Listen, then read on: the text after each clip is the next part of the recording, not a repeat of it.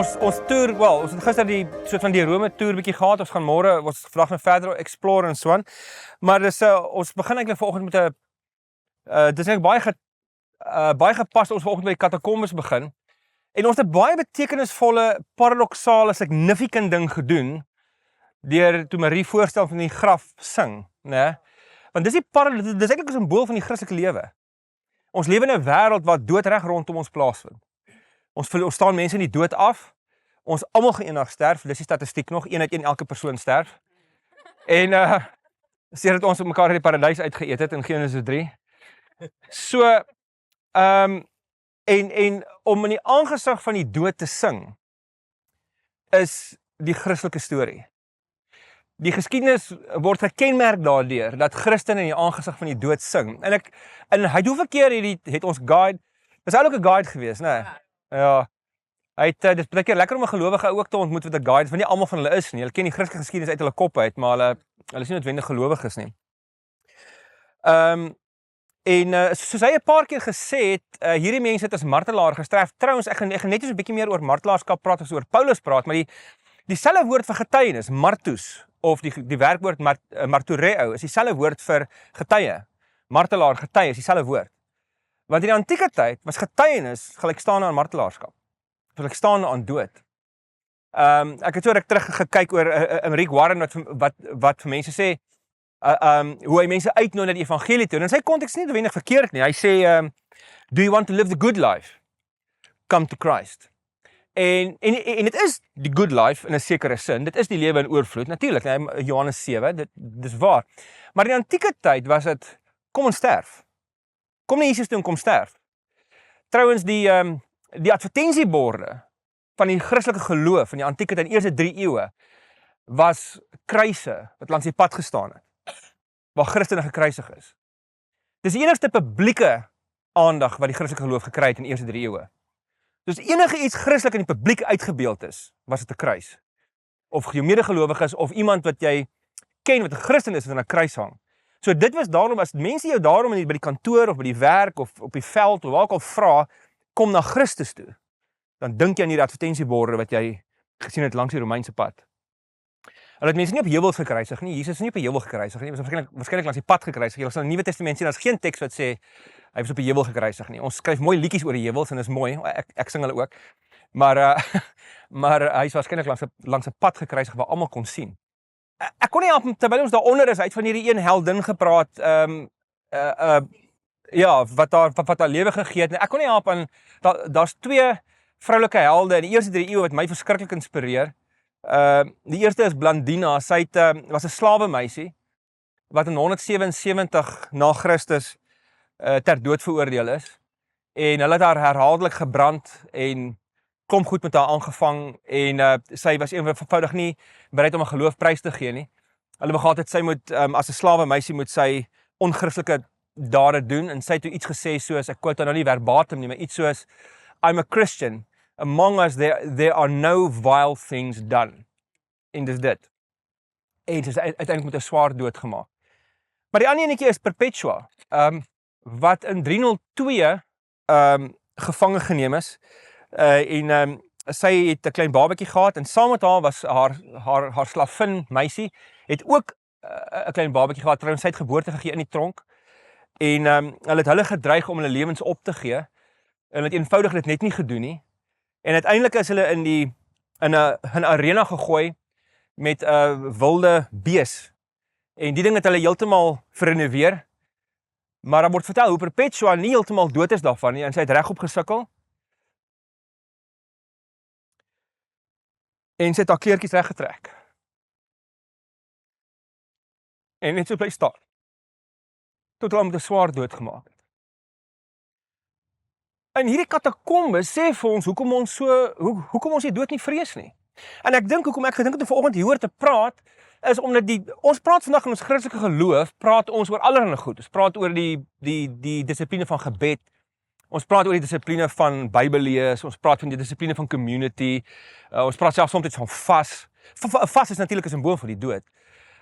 Dis waarom baie gelowiges vas om te identifiseer met Jesus aan die kruis.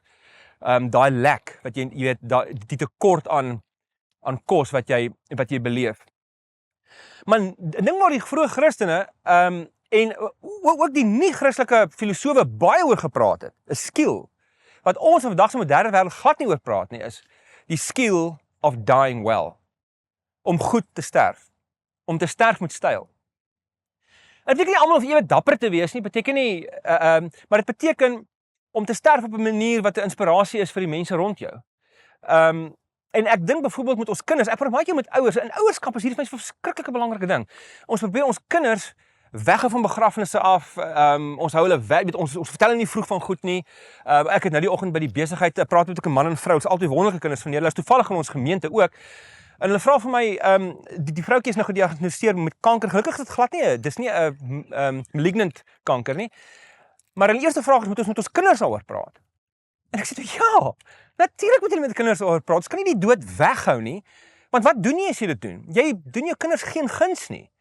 Jy leer hulle om glad nie te dink oor die dood nie, maar hulle dink anyway daaraan. Die enigste probleem is hulle dink nou sonder jou daaraan. So eendag en hulle al wat hulle sien is, o, gits, daai oom is nie meer hier nie. Daai tannie lewe nie meer nie. My maatjie op skool was in 'n ongeluk, sy's oorlede, maar niemand praat daaroor nie. En so wat doen hulle? Hulle in hulle koppe volg hulle eie prentjie. So hoe die vroeë Christene, kom ons ek wil 'n bietjie daaroor praat, hoe die vroeë Christene die dood gesien. En ons weet natuurlik die ding wat alles verander is die opstanding. In die Ou Testament was die lewe na die dood baie ongedefinieerd geweest. Dit is 'n baie onontwikkelde teologie geweest. Almal het gesoort van gepraat van die doderyk. Daar was in party plekke soos Jesegiel 37 is daar gepraat van 'n tipe van opstandingsmetafoor. Maar dit was 'n baie, maar net jy gaan doderyk toe. En doderyk is nie eintlik 'n plek waar enigiemand wil wees nie. Dit is eintlik baie soortgelyk aan die Grieks en Romeinse doderyk. Wat eintlik moet beteken dat almal hawer daar rond, gelowig en ongelowig. Jy weet, so dis net 'n plek waar jy nie wil wees nie. Dis hoekom ouderdom in die Ou Testament so 'n belangrike ding is. Word so oud jy kan, jy weet, want as jy eers dood is, jy wil nie soontoe gaan nie. Dis nie lekker nie. Maar in die Nuwe Testament kom Jesus as God self en hy openbaar vir ons presies wat die dood vir ons behels. En hy het veral geleer oor dat gelowiges by God gaan wees vir ewig en so aan. En hulle oordeel vir die ander mense wag. Maar so Jesus het sy lewe geleef. Hy het met sy disippels gepraat. Hy het vir hulle gesê ten minste 3 keer wat opgeteken is vir ons dat hy gaan sterf. Hulle het hom nie heeltemal gedink heeltyd dis 'n metafoor en hulle het dit duidelik nie mooi verstaan nie, maar die dag toe hy aan die kruis hang, toe hardloop almal weg. Johannes het so rukkie, jy weet, rondgang, maar as die vrouens wat maar dapper was, hulle het by die kruis gehang, die 2 Marias en 'n paar ander vrouens was daar gewees. En maar al die ander disippels het weggehardloop. Dink 'n bietjie daaraan. Want as jy hier staan nie nou, jou Messias, die Here, hang aan 'n kruis. Imagine jouself nou, jy weet tog nie van die opstanding nie, alright? Jy weet Jesus het hierdie weird woorde gepraat oor opstanding, weet nie 'n klou wat dit beteken nie. Hier staan jy nou aan die kruis, hier hang jou Here. Hy pas sy laaste asem uitgeblaas. Die bloed drup op die grond. Hy lyk nie soos 'n Here nie. Die speeksel en bloed drup in sy baard in, die doringkroon is op sy kop. Dit is 'n verskriklike. Ek weet nie of van julle al gesien het hoe word 'n dier geslag nie. Op 'n plaas.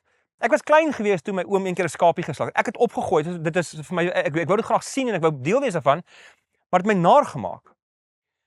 Ons vandag jy weet sien jy sien nie hoe word die skaap choppie geslag wat jy eet nie. Jy koop hom maar dan Woolies. Maar dink dan hoe moet dit lyk? En as 'n mens deur so 'n ding gaan, is daar iets emosioneel wat met jou gebeur wat nog erger is as die van 'n dier. Hier staan jy op die op daai oomblik, dink 'n bietjie vir jouself. Sou jy gesê het, "Joehoe, ons het gewen." Dit lyk terrible. Dit is nie 'n romantiese oomblik nie. En 'n paar dae daarna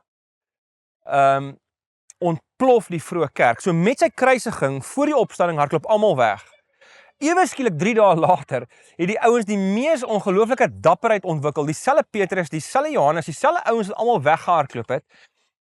Hierdie selfde mense het ewe skielik 'n dapperheid ontwikkel wat net gemaak het dat in Handelinge 4 toe die Sanhedrin die spies teen Petrus se keel druk, sê hulle, hoor, julle moet maak wat julle wil. Weet, julle moet besluit wat julle wil doen om gehoorsaam te wees. Ek kan nie anders as te praat oor wat ons gesien en gehoor het nie.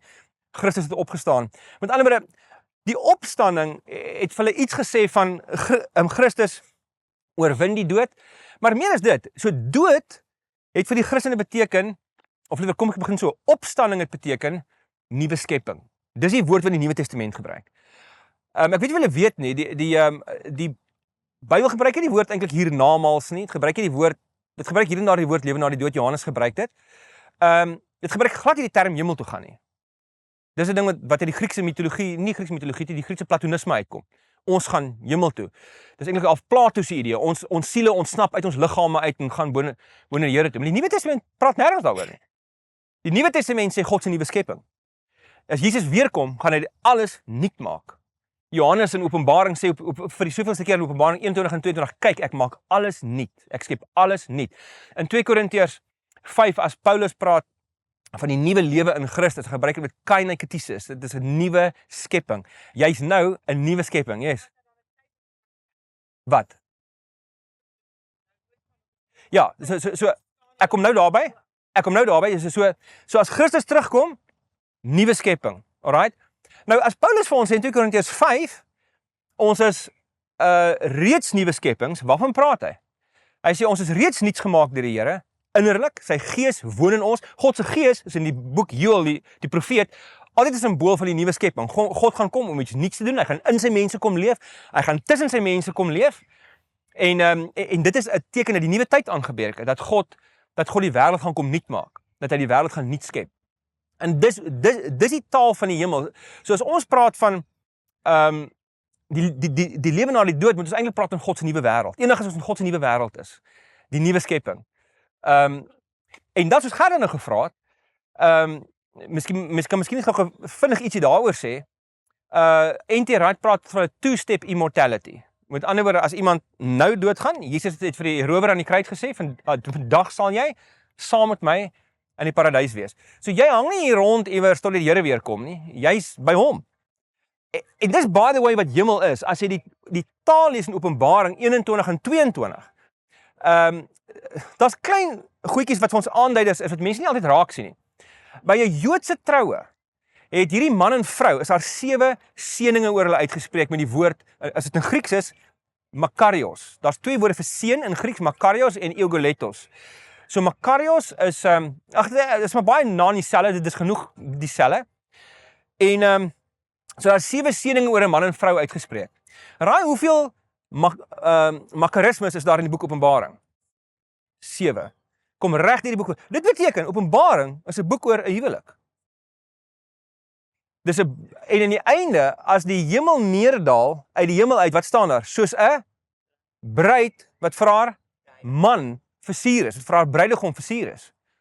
Die hemel is 'n versoening tussen God en mens. So hoe gebeur dit? 2 Korintiërs 5, die Here het reeds ons innerlike wêreld nuut gemaak, het ons innerlik nuut gemaak, en eendag sal ons, kom ek lees eers vir julle voor ek verder gaan. Hier so in 2 Korintiërs 4 sê Paulus dit so mooi. Hy sê om hierdie rede word ons nie moedeloos nie. Al is ons uiterlik, al die doodsbeenderre en die goedes wat daar so in die graf is, al is ons uiterlik besig om te vergaan, innerlik word ons van dag tot dag vernuwe. Wow! So hy sê, die nuwe skepping het reeds begin. Hoe weet jy dit? Elke dag word jy innerlik vernuwe, dag vir dag. Die Here gee jou moed. Die blote feit dat ons in 'n grafkelder kon staan en 'n lied van lewe sing, sê vir ons dat iets met ons innerlike wêreld gebeur. Hoekom was ons so getouch? Hoekom was ons so aangeraak daardeur? Want God se gees het begin om jou nuut te maak.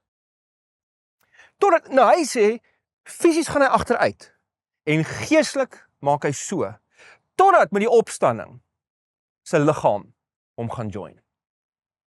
So vir die vroeë Christene het opstanding beteken, of liewer het lewe na die dood beteken skepping. En nou is die ding, dood sluit daai deur vir jou finaal en heeltemal oop.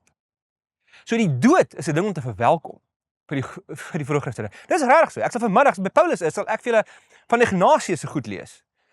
Maar julle sal sien, mense in die antieke tyd, gelowiges in die antieke tyd, nou nie almal het vreesloos gesterf nie, dit is ook bietjie weet 'n mite, maar daar word baie van geloofshelde gepraat. Baie van daai mense het die dood verwelkom. Dis nie iets waarteen hulle opgesien het nie. En by the way, daar's ook 'n ander rede daarvoor. Ek weet nie of julle dit weet nie. Ek en jy leef in 'n voorspoedige omgewing, né? 90% van ons praat baie oor die woord, jy weet, praat baie oor sukses en hoe suksesvol te wees. Dis nie 'n woord wat die antieke mens geken het nie. Die Caesars het dit geken miskien. En van die nobility. 90% van die mense in daardie tyd het onder die broodlyn geleef. Nie op die broodlyn nie, onder die broodlyn. Dit beteken die lewe was vir hulle so taaf. Hulle kon eintlik nie wag om te gaan nie. Daar's een movie wat jy kan kyk, 12 Soldiers.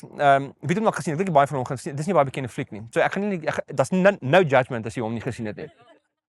Maar daar's een deel in die fliek, dis waar die Amerikaanse soldate kom van Amerika af en hulle veg saam met hulle Midde-Oosterse mense teen die Taliban.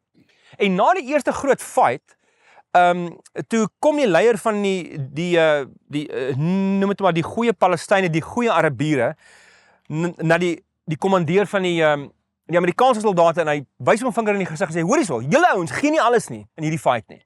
Hy sê: "Weet julle hoekom? Julle kom uit hierdie suksesvolle Amerika waar die lewe lekker is." Hy sê: "Dis hoekom julle nie alles gee nie, is bang om dood te gaan. En dis hoekom ons die geveg verloor het nou. Julle moet alles gee in hierdie fight. Ons wat hier bly, kan nie wag om te sterf nie, want ons lewe is sakkie lewe." En dis hoekom Jesus soms dit sê, rykdom is nie 'n slegte ding nie, dis ook 'n teken daarvan van 'n Christelike regering of 'n Christelike waardes wat samelewings beter maak. Dit is nie alles van 'n sleg nie. Maar dis hoekom Jesus en Paulus nie vreeslik opgewonde is oor rykdom nie, want hy sê daar's soveel geestelike distractions wat jy het. Maar hierdie mense in die antieke tyd het uitgesien daarna om by die Here te wees. As Paulus sê in Filippense 1:20-21, vir my om te lewe is Christus en te sterwe wins, want hy het dit regtig bedoel. En so die lewe natuurlik wat Paulus geleef het, sal ons vanmiddag 'n bietjie meer oor gesels. Maar so ons moet begin anders praat. Ons moet ek dink 'n manier om die lewe van God te celebrate is om vrylik te begin praat oor die dood en nie bang te wees daarvoor nie. Jy praat oor die dood uit 'n angstige, omdat jy hou van donker temas en jy selfmoord op die brein het nie. Jy kan vrylik oor die dood praat want dit is vir jou deurgang na God toe. En dit is my snaaks hoe ons, nie snaaks nie, seker nie reg vreemd vir ons samelewing nie, maar dit is my tog jammer hoe party mense verknog aan die lewe vashou. Ek bedoel aan hierdie lewe. Iemand is 95 jaar oud, hy lê op sy sterfbed, maar ons moet hom nog wragtig uit die hemel uitbid. Jy moet gesond word. Ons bid dat oupa grootjie gesond word. My magies, hy het sy hele lewe geleef, hy moet regtig nog gaan. Jy weet, 'n mens moet kan sens. Hierdie persoon is reg en dit hoef nie net 'n ou persoon, 'n senior persoon te wees nie. Partykeer is daar jong mense wat baie tragies sterf. En natuurlik is dit tragedie, natuurlik huil ons. Ons sal huil. Jesus het gehuil by Johannes se graf. Dit is terrible. Maar ons hoef nie verknog te wees. Ons hoef nooit aan iemand vas te hou met 'n verknogtheid nie. Ons kan, as ons sien hierdie persoon se tyd is verby, dan kan ons laat los en ons kan sê, vat hierdie persoon. Hy's beter af by u. Iemand het eendag vir my gesê, snaaks so ons almal oor die hemel praat, maar niemand wil gaan nie.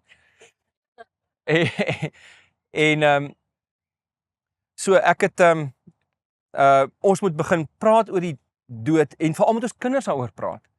En nie op 'n obsessive manier nie, ek bedoel vir wanneer dit gepas is, né? Wanneer jy hoor van iemand wat gesterf het of 'n maatjie wat by die skool se ma en pa dood is, of gebruik daai geleenthede. Praat met julle kinders. En weet wat is belangrik en hier kom eintlik die kruks van wat ek wil sê. As ons met mekaar begin praat oor die dood met 'n non-anxious presence, sal dit mense help om pastoraal te deel daarmee. Dit gaan mense help om te cope daarmee. Dit gaan jou kinders help. Weet jy wat is die beste ding wat jy vir jou kinders kan doen in terme van hierdie lewe? Is as iemand rondom jou, of jy op sterwe lê, of om die dood nie ligtelik te hanteer nie, maar honest, eerlik en nie 'n angstigheid te toon emosioneel wanneer jy daaroor praat nie. Sê weet jy wat? My liefie, hierdie is deel van die lewe. En pappa gaan eendag en jy gaan eendag en ons nie bang te wees nie. En lees jy wel Openbaring 1, want die Jesus wat jy volg het gesê hy het die sleutels van die lewe en van die doodryk in sy hande. Hy sluit dit oop en toe. Niemand anders nie. En daarom is jy veilig en daarom kan ons begin poëties praat oor die dood. Vroeë Christene het liedjies geskryf oor die dood. Hulle was nie en hulle begin metafore gebruik. Hulle die slaap, dit kom eintlik van die Jodendom af, maar die Jode het slaap gesien as 'n soort van 'n dood, want hulle het nie verstaan nie. En ons verstaan dit regtig nog nie nou heeltemal nie. Ons weet wat se hormone word vrygestel in die melatonien en die goeters, jy weet, maar ons weet nie regtig hoekom word dit vrygestel as dit donker word en wat stimuleer dit maar hulle het gesien as die slaap is 'n tipe van dood. So die eerste deel van hulle dag was in die aand 6 uur as die son gesak het. So wat doen jy met die eerste deel van jou dag? Jy gaan slaap. Jy vertrou die Here met jou lewe. Jy vertrou, as dit sy wil is, sal jy môreoggend weer wakker maak. En dis die eerste ding wat jy doen. En toe het hulle begin sien, weet jy wat, met hele lewe werk so. As jy jou oë knip, is dit dood en lewe, dood en lewe, dood en lewe. Dis soos 'n oogknip. Vir Here is die dood soos 'n oogknip, is niks vir hom nie. Dis waarom hy kon opstaan. Hulle begin gedigte skryf oor die dood. En een van die persone wat baie mooi gedigte oor die dood geskryf het, is J.R.R. Tolkien. En daarom het jy, die van julle wat by kamp was, dat ek hierdie storie vertel, waar in die laaste Lord of the Rings movie, dan's Gandalf en Pippin, die van julle wat nie uitkom nie, wat nie die fliek gesien het nie, wat geen lewe het nie, Gandalf is hierdie sage, wat dood was om weer lewe, en hy soort van die geestelike mentor vir al die mense, en Pippin is een van die hobbits, hulle word genoem halflings, hulle is so klein, hulle is volledige mense, maar hulle is so klein, met groot voete, ja, en hulle twee sit langs mekaar, saam met die weermag wat beklei teen, jy weet, goed teen evil beklei, en die evil ouens is besig om hierdie groot hek van hierdie poort af te breek, om in te kom, hulle in te neem, en dan sê Pippin, I never thought it would end this way. En dan sê Gandalf, end? This isn't the end of the journey. Death is just another path. That one that we all must take. En dan sê hy hoe hy dit visualiseer, en kyk hy so in die verte, en dan dink hy om homself, en dan sê hy, the grey rain curtain of this world rolls back. And everything turns to silver glass. And then you see it. En dan stop hy so, en dan sê Pippin, what? Gandalf, see what? Sê hy, green shores. And beyond, a far green country under a swift sunrise. Dis die dood vir Gandalf. En dis hoe Christene die dood kan sien. Ek wil vir julle net afsluit met die amazing woorde. En dit is waarom terloops, dis waarom die woord martelaar geïdentifiseer is met getuienis. Dis waarom Christen hulle maklik hulle lewens kon, en ek sê maklik, dit is nooit maklik om jou lewe op te gee nie, maar dat hulle eerder by God wou wees, as om hom te verraai, of om te verloon. En daarom gee gelowiges hulle lewens vir mekaar. In die Tweede Wêreldoorlog is daar die ongelooflike storie van Maximilian Kolbe, katholieke priester. Hy was in Auschwitz of in Dachau, ek is nie presies seker in wat die een van die twee nie. En een persoon, die nazi-soldaat het hom sommer net so random partykeer 'n ou gegryp en hy maak hom dood en hy hang hom. En hulle gryp so stadium net 'n ou en die ou begin pleit en hy skree en hy sê hoorie ek het 'n vrou, ek het kinders en hy begin huil. En Maximilian Kolbe kom na vore en hy sê ek wil sy plek vat. En hierdie ou wie se lewe gespaar is, hulle vat vir Kolbe in sy plek en hulle hang hom toe. En snaaks, ons ken vandag Maximilian Kolbe se naam, ons ken nie eintlik die naam van die ou wat gespaar is nie. Wel, ons weet wie hy is, maar ek kan hom nie onthou nie, want almal onthou Kolbe. Maar hierdie ou het horing oud geword. En as 'n vrou, hoekom dan sê hy net een woord, Maximilian Kolbe? Want ons is die community wat treur, saam met die wat treur, en terselfdertyd 'n lied van lewe sing, omdat ons die dood nie meer vrees nie. Dit is 'n ongelooflike ding. Ek sluit af met 'n song wat geskryf is deur David Mees. En hy het dit geskryf, gegrond op die verhaal van die Emmausgangers. Toe Jesus opstaan uit die dood in Lukas 24, nou my een goeie vriend, Peer Engelbreg het sy deeg gedoen oor Lukas 24. Hy sê, sy konklusie is, Lukas 24 is relektuur van Lukas. Nou wat beteken dit? Dit beteken, die opstandingsverhaal van die Emmausgangers is 'n opsomming van disippelskap in die hele Lukas evangelie. So hy probeer eintlik daar opsom wat presies gebeur het. So Jesus staan op uit die dood en tipies, hy doen dit nie imperialisties nie. Hy gaan staan nie op die Olyfberg en blaas 'n trompet en sê ta kyk hier so ek het opgestaan nie. Toe hy opstaan, toe sien hy hierdie twee alleen mense wat wegstap van Jerusalem af.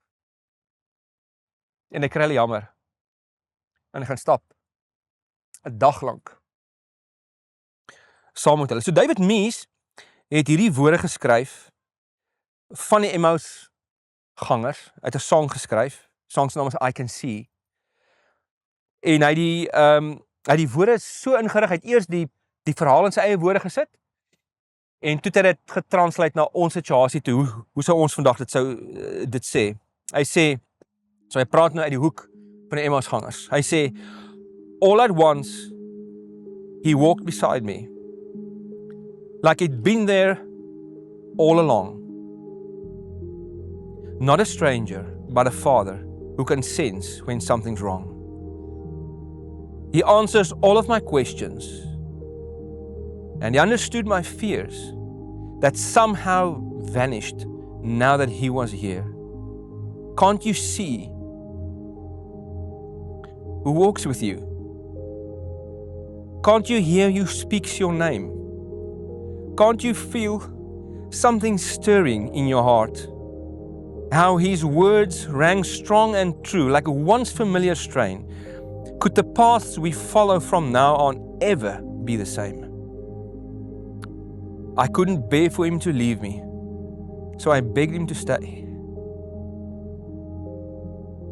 Spend the evening a few moments before he went his way. Then, like a host, he stood and blessed me, broke the bread and poured the wine. And there was something I knew I recognized. Yes, I can see who walks with me.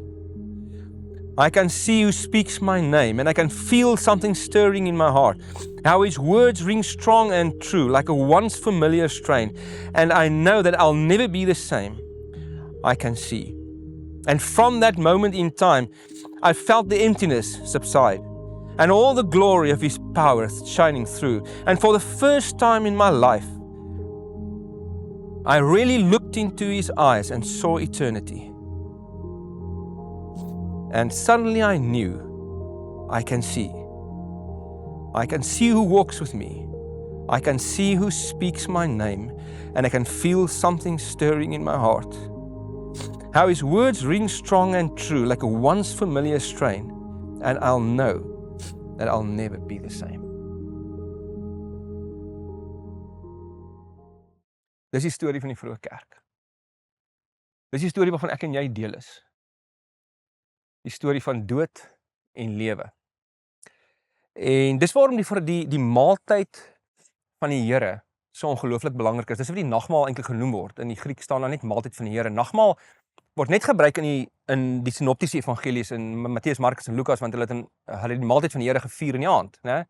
En toe sê van toe af die nagmaal gehou, nou sê ons nagmaal selfs al doen ons in die oggend, so Stefan Joubert sê. Maar dis eintlik die maaltyd van die Here. So wat is 'n maaltyd van die Here? Was 'n gewone bord kos wat almal geëet het. Met slaai en brood en olywe en dadels en 'n bietjie vleis as daar was. En het hulle geëindig met brood en wyn. En die idee, die simboliek van enige bord kos is, alles wat op my bord is, moet sterf. En ek neem dit nou in, sodat ek kan lewe. So jy eet die kruisdood en die opstanding van Christus. Met elke maaltyd. Of jy nou chips eet, en is die aardappeltjie wat gesterf het. En of jy nou 'n hoendersosaatjie vanmiddag eet, en is 'n hoendertjie wat sy lewe gegee het. As jy iemand in die kruis van Christus toe nooi, dan nooi jy hulle na hoe die lewe werk. Dood bring lewe. Opoffering vir jou medemens bring lewe vir jouself en vir hulle. Nie net fisiese opoffering nie, of 'n finale opoffering, ook 'n tydelike, minder dramatiese opoffer. Maar dis wat ons celebrate. En ek hoop, as jy elke dag as jy eet, nou ek en Marie eet net 2 keer 'n dag, maar party van ons eet 3 keer 'n dag. Maar wanneer jy ook al eet, hoop ek dat jy altyd sal dink aan die katakombes oomblik. Dat jy altyd sal dink aan die kruis en die opstanding. Dood bring lewe. Kom ek bid vir ons.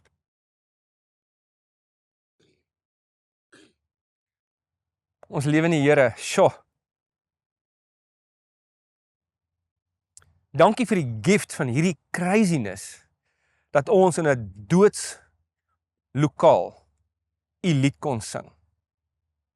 En Here, as die Jode nou in Babylonië was, na die opstanding, dan sou hulle in Babel daai lied kon sing, waarvan U psalms praat. Ons sê vir U dankie daarvoor. Ag, ek bid vanoggend vir my familie, wat hier by my sit. En, ag Here, ons kom uit verskillende agtergronde, ons stories is verskillend en anders, en party van ons het nog nie baie die dood in ons eie lewe beleef nie, party van ons het al ons ouers verloor, of een van hulle. Sommige van ons al albei. Party van ons het swaarder verliese al gelei. Maar ek wil vandag vir U vra, dat U deur die krag en die liefde van U Gees, ons vrees vir die dood sal wegvat. Here, selfs vir die wat moet agterbly, dat ons U sal vertrou met hulle, indien dit dalk moontlik een nag sal nodig wees. Dankie vir U goedheid, dankie dat U gekom het vir ons, dankie dat U, dat Paasnaweek alles vir ons verander. Dankie vir U liefde, en ons sien uit in die res van hierdie toer, en ons sê vir U, dankie vir die gift daarvan om hier te wees. So lei ons asseblief die res van hierdie dag, en versterk ons community met mekaar. Ons bid dit in Jesus naam, en dan wil antwoord. Amen.